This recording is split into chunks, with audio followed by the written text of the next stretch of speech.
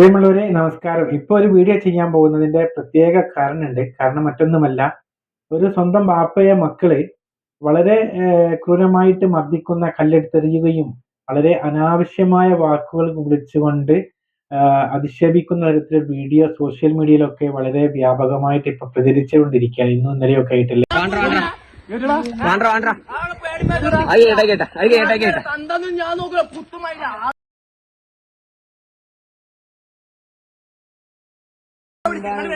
ഒരു കാര്യ കാക്കങ്ങൾ മേത്തു കണ്ണാണ് ഷാമിലേക്ക് മാറുന്നതാ.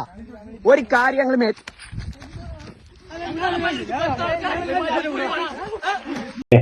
അപ്പൊ ഇതിന്റെ ഉറവിടം ഒന്ന് അന്വേഷിക്കാതെ സ്വന്തം ബാപ്പയാണോ മക്കളാണോ എന്ന് നമ്മളൊന്ന് അന്വേഷിക്കേണ്ടതുണ്ടായിരുന്നു.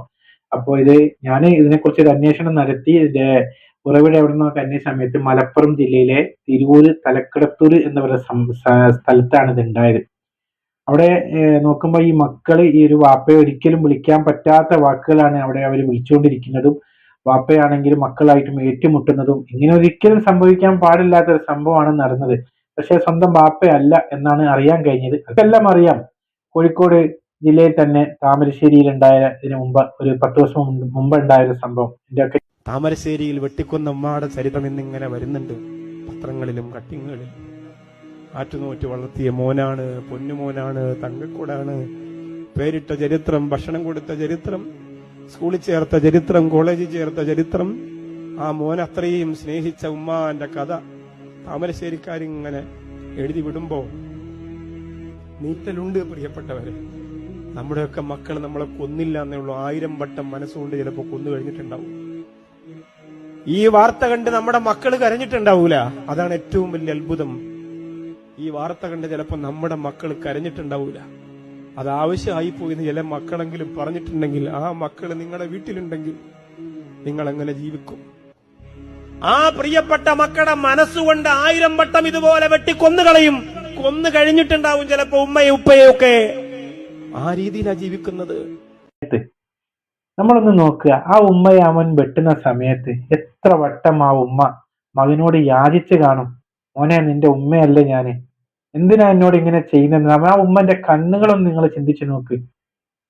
ക്രൂരനായ ആ കൊലയാളിക്ക് അന്നേരം ഒരല്പമെങ്കിലും മനുഷ്യത്വം ആവേണ്ടതല്ലേ? ആ ഉമ്മന്റെ ഒരു മനസ്സ് കണ്ണ് കാണുമ്പോൾ വെട്ടി കൊലപ്പെടുത്തിയിട്ടും പോലീസ് അവനെ പിടിച്ചു കൊണ്ടുപോകുന്ന സമയത്ത് പോലും അവന്റെ മനസ്സും അവന്റെ മുഖഭാവങ്ങളും ഒക്കെ നമ്മളെല്ലാം കണ്ടതാണ്.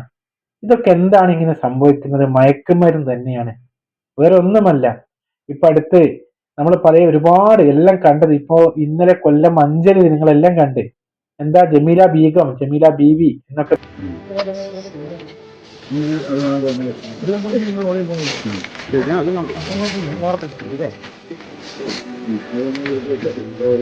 അതൊക്കെ പറ്റത്തില്ല. അങ്ങനെ ഷാളൊക്കെ മാറ്റും. എന്താ നിങ്ങൾ ആളെ അറിയണ്ടേ?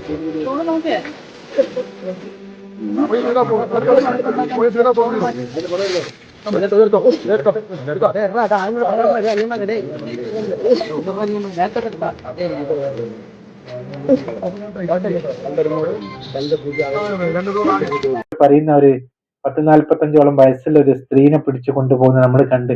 2 കിലോ ഒരു കുട്ടിച്ചാക്ക നിറച്ചും കഞ്ചാവുമായിട്ട് ആ നാട്ടിലുള്ള മക്കളെയും യുവാക്കളെയും വഴിതെറ്റിക്കാൻ ആ ഒരു പെണ്ണും ഇതിലൊരു പങ്കാളിയല്ലേ? ആ പെണ്ണിന്റെ നമ്മളൊന്ന് കണ്ടു നോക്കുക രംഗമൊന്നും. ഈ രംഗമൊക്കെ കാണുമ്പോ സത്യത്തില് ഈ ജമീല ബീഗം, ജമീല ബീവി നിരപരാധി എന്നൊക്കെ നമുക്ക് തോന്നിപ്പോവും. കള്ളക്കരച്ചിലായിരിക്കും. ഇനി എന്താണെന്ന് അതിനെക്കുറിച്ച് ഞാൻ അന്വേഷിച്ചിട്ട് ഒന്നും കിട്ടിയിട്ടില്ല. ഏതായാലും ആ പെണ്ണും ഇതിലെ ഭാഗമായത് കൊണ്ടാണ് ഓട്ടോറിക്ഷയെ കത്തുന്ന സമയത്താണ് ആരോ ഒറ്റിക്കൊടുത്ത് പോലീസ് പിടിച്ചത്. അവരെ കൂട്ടത്തിൽ തന്നെ ഉള്ള ഒരാളായിരിക്കും ഒറ്റിക്കൊടുത്തത്. ഇതൊക്കെ നിർത്തലാക്കണമെങ്കിൽ ഞാനോ അല്ലെങ്കിൽ ഇതൊക്കെ കാണുന്ന കേൾക്കുന്ന നിങ്ങൾ ആരെങ്കിലും, നമ്മളൊക്കെ ഈ ന്യൂസുകൾ ഇന്ന് കേൾക്കും, നാളെ ഇതെല്ലാം വിട്ടുപോകും. നമ്മളെ മലയാളികളുടെ പ്രത്യേകത എന്താ അറിയോ? പുതിയ നാളേക്ക് വേറെ ഏതെങ്കിലും ന്യൂസ് ഇപ്പം റെഡിയായി കൊണ്ടിരിക്കുന്നുണ്ടാവും. നാട്ടിൽ ആരെങ്കിലും കൊലപ്പെടുത്തുന്നുണ്ടാവും, മരിക്കുന്നുണ്ടാവും, പട്ടിണി കിടന്നുള്ള മരണങ്ങൾ ഉണ്ടാവും, കൊലയാളികളാൽ ഇരയാകുന്ന കുടുംബങ്ങൾ ഉണ്ടാവും. നാളേക്കുള്ള ന്യൂസ് റെഡിയായി കൊണ്ടിരിക്കുന്നുണ്ടാവും. അപ്പോഴേക്കും പഴയതൊക്കെ നമ്മളങ്ങ് മറന്നു പോവുകയാണ്. നമ്മളെ കേരളത്തിൽ ഇപ്പൊ ജീവിക്കുന്നവർ തല താഴ്ത്തി നടക്കേണ്ട അവസ്ഥയിലാണ് ഇപ്പൊ നമ്മളൊക്കെ ഉള്ളത്. അത്രക്കും മ്ലേച്ഛമായ സ്വഭാവമാണ് കേരളത്തിലെ യുവതലമുറ നടത്തിക്കൊണ്ടിരിക്കുന്നത്. ഇതിനൊക്കെ ഒരു അറുതി വരുത്തണമെങ്കിൽ എനിക്ക് പറയാനുള്ളത് ഭരണകർത്താക്കളോടും നമ്മുടെ നാട്ടിലെ രാഷ്ട്രീയ പാർട്ടി അതുപോലെ തന്നെ മഹല്ല് കമ്മിറ്റിയിലെ ജനങ്ങളോടാണ് പറയാനുള്ളത്. നിങ്ങൾ ഒരുമിക്കണം. രാഷ്ട്രീയം മതഭേദമന്യേ നിങ്ങൾ ഒന്നായിക്കൊണ്ട് ഇതിനെതിരെ പ്രതികരിച്ചില്ലെങ്കിൽ നമ്മുടെ നാട് ഇനിയും പോകുന്നത് വലിയൊരു ആപത്തിലേക്കായിരിക്കും. ആ താമരശ്ശേരി നടന്ന സംഭവമൊക്കെ നമുക്കെല്ലാം അറിയല്ലോ. ആ ഉമ്മ എത്രമാത്രം ആ ഉമ്മ വേദന സഹിച്ചായിരിക്കും ആ മകന്റെ വെട്ടേറ്റുകൊണ്ട് ആ ഉമ്മക്ക് മരണപ്പെട്ടത്. ഇതൊക്കെ നമ്മുടെ നാട്ടിലാണ് നടക്കുന്നത്. അങ്ങ് ആഫ്രിക്കയിലോ ഉഗാണ്ടയിലോ ഒന്നും അല്ല. പരിപാടി നിർത്തുകയാണ്. ഇതൊക്കെ കേട്ട് ഒരുപാട് കമന്റുകൾ ഉണ്ട്. നമ്മളെ ഭരണകർത്താക്കളും അതുപോലെ തന്നെ മുഖ്യമന്ത്രിയും നമ്മളെ ഭരണകർത്താക്കളുടെ ഒരുപാട് കമന്റുകൾ താമരശ്ശേരിയിൽ വെട്ടിക്കൊന്ന ഉമ്മയുടെ ചരിത്രം എന്നിങ്ങനെ വരുന്നുണ്ട് പത്രങ്ങളിലും കട്ടിങ്ങുകളിലും.